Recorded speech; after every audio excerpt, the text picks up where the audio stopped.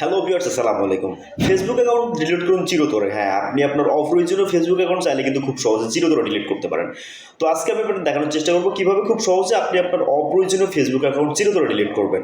তো আর দেরি না করে চলুন ভিডিওটা শুরু করা যাক। বরাবরের মতো আপনাদের সাথে আছেন সোহাগ, আপনাদের সাথে টেক পয়েন্ট। তো আপনি যদি আমাদের চ্যানেল নতুন হয়ে থাকেন অবশ্যই চ্যানেল সাবস্ক্রাইব করবেন। আর থ্যাংক ইউ সো মাচ যদি আপনি সাবস্ক্রাইব করে থাকেন। তো ফেসবুক অ্যাকাউন্ট পার্মানেন্টলি ডিলিট করার জন্য আমাদের প্রথমে ফেসবুক উপর প্রবেশ করতে হবে। আপনার ফেসবুকের মেন যে অ্যাপসটা আছে, তো এখানে যে ডান পাশে থ্রি লাইন ডটটা আছে, থ্রি লাইন ডটে আসবো। এখান থেকে যে সেটিংস আইকনটা আছে, তো আমরা সেটিংস আইকনে প্রবেশ করবো।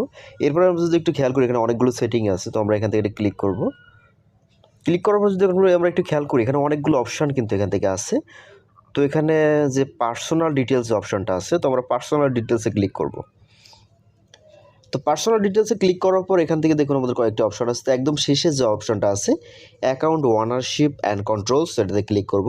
এরপরে দেখুন আমাদের দুইটা অপশান আছে, তো এখান থেকে আমাদের ডিঅ্যাক্টিভেট অর ডিলেশন যে অপশানটাতে আমরা এটাতে ক্লিক করব, শেষের যে অপশানটা।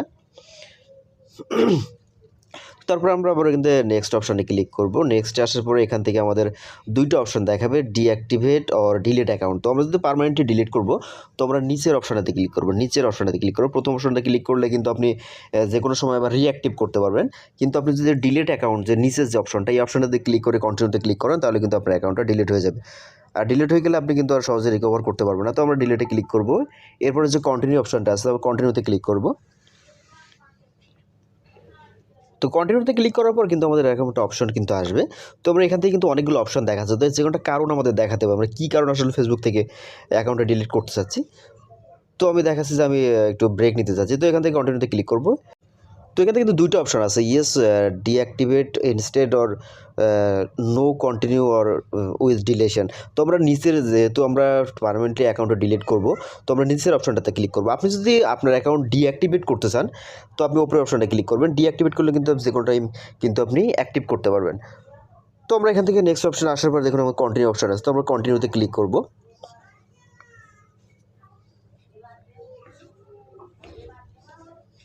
তো কন্টিনিউতে আসার পর আপনার ফেসবুকে পাসওয়ার্ডটা দিতে হবে। আপনার ফেসবুকের মেন ফেসবুকে যে পাসওয়ার্ডটা আছে, তো ফেসবুকের পাসওয়ার্ডটা এখান থেকে দিতে হবে। তো আমি আমার ফেসবুকের পাসওয়ার্ডটা দিয়ে কন্টিনিউতে ক্লিক করব। তো কন্টিনিউতে আসার পর আমরা যদি একটু খেয়াল করি এখানে দেখুন ডিলিট অ্যাকাউন্ট বলে কিন্তু অপশন চলে আসছে। তো আমরা একটু খেয়াল করি এখানে কিন্তু বলতে যাচ্ছে যে আপনি আপনার অ্যাকাউন্টটা কিন্তু ডিলিট করার পর পরবর্তী 30 দিনের ভিতরে আপনি আবার রিকভার করতে পারবেন। কিন্তু 30 দিন পার হওয়ার পরে আপনি যদি অ্যাকাউন্ট রিকভার করার চেষ্টা করেন, তাহলে কিন্তু আর রিকভার করা যাবে না। তো আমাদের প্রয়োজন নাই। তো আমরা এখান থেকে ডিলিট অ্যাকাউন্টে ক্লিক করব।